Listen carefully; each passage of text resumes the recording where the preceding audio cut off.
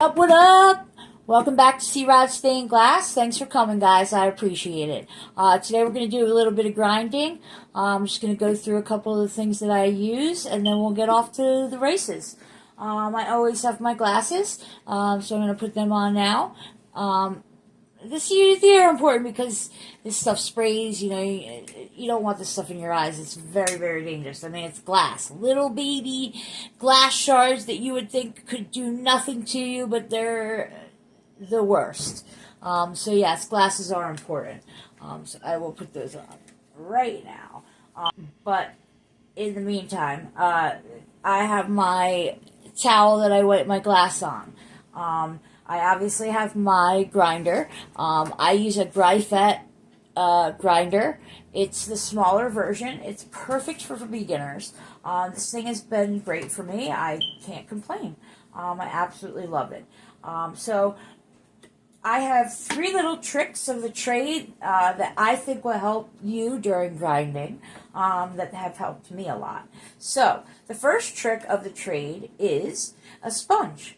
Now, we all usually use the regular just sponges that you wind up getting with your grinder if it comes with it, or you just, cut them into your own little pieces and stuff like that, which is what I did for a long time.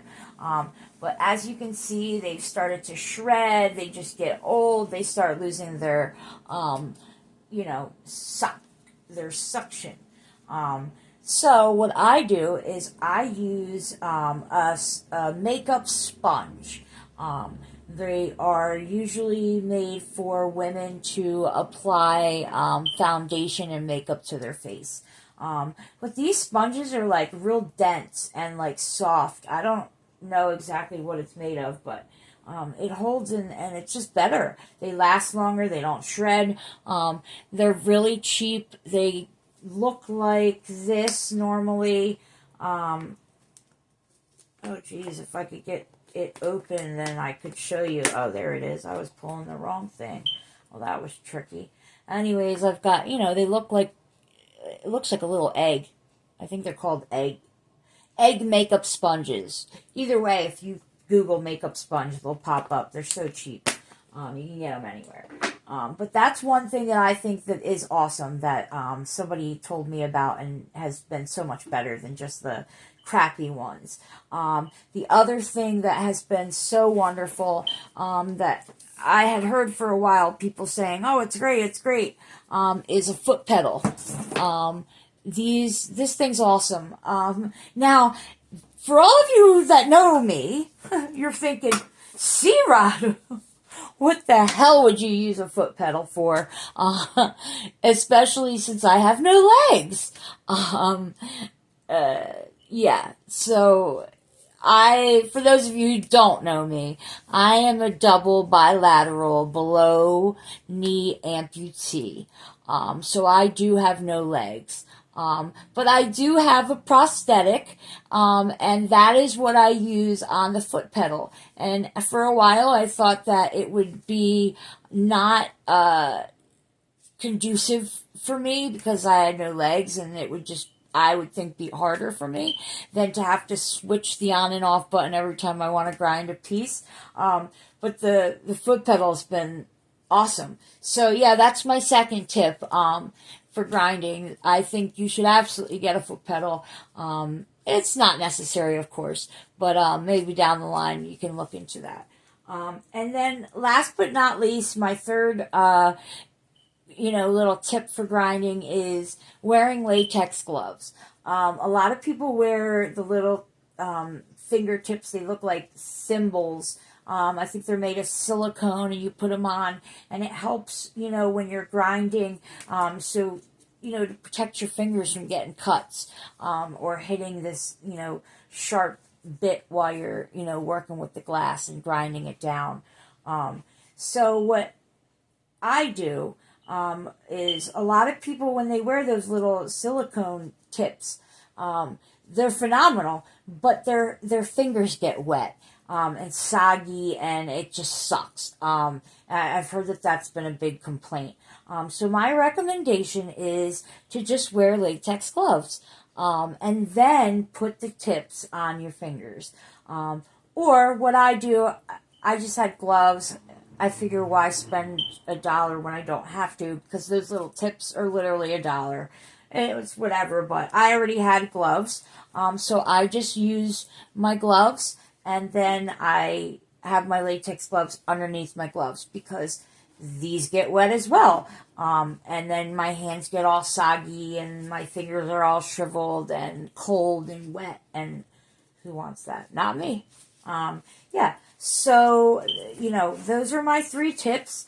Now I'm just going to show you guys a little bit of the grinding process. Well, let me say, so the first thing you need to do when you start grinding is you just remove this lid. It comes right off.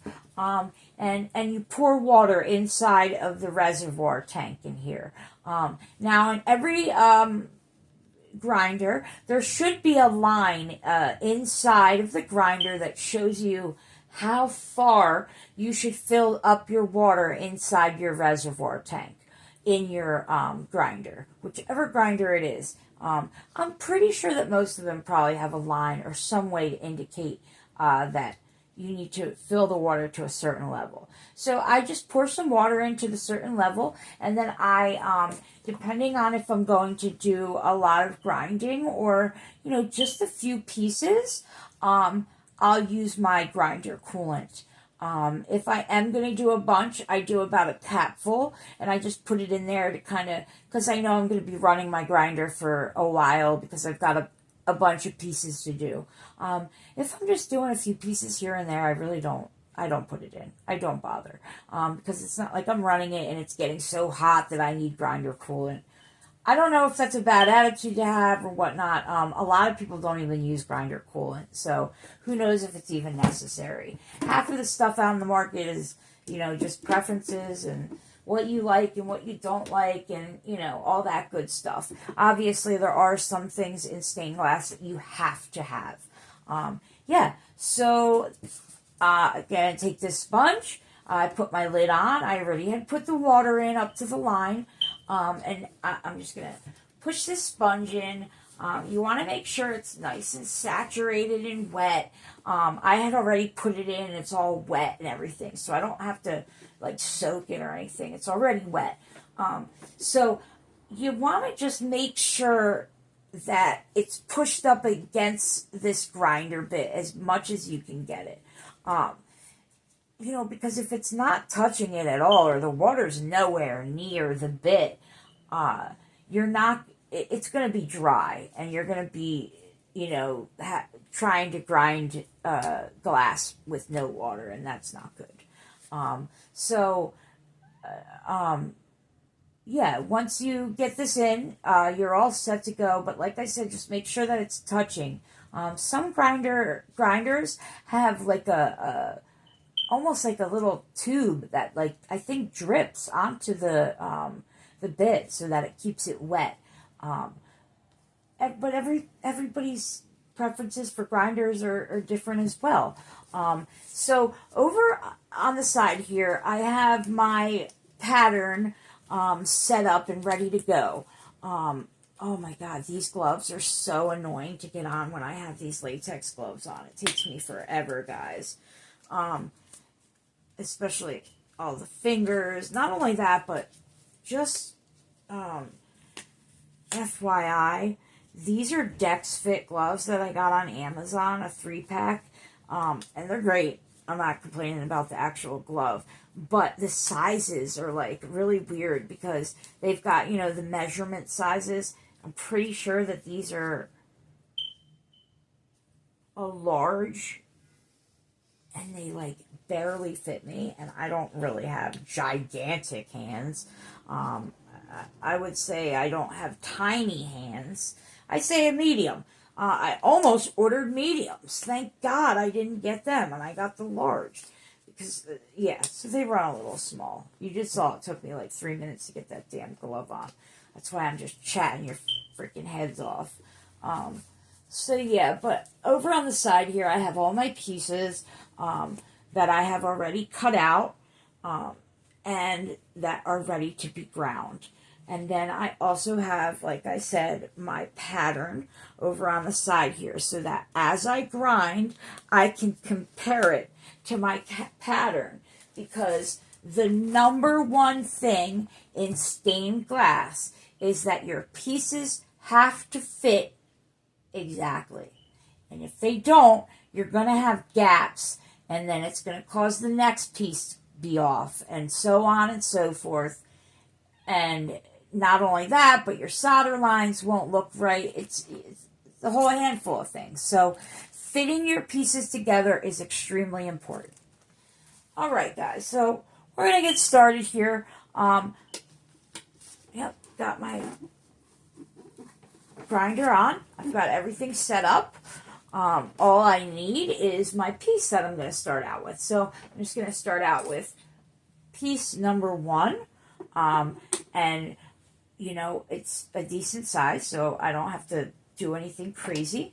And a little difficult maneuvering around with the camera here, guys.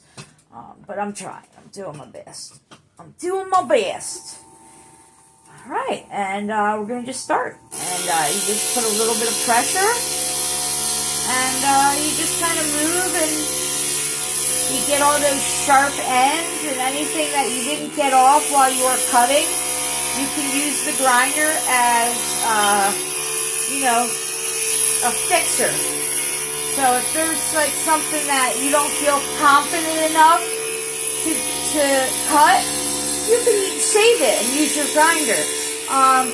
The only thing is that the more you use your grinder, the more it's going to wear down your bit, and you're going to have to buy more bits.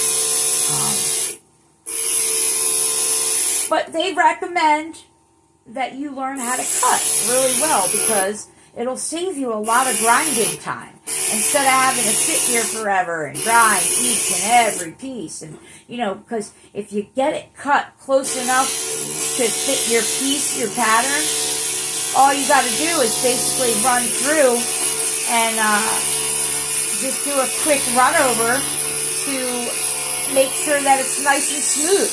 You're not even really grinding much glass. You're basically just using it to get a nice smooth edge real quick. And it won't be that long. And you can just kind of nicely get it going.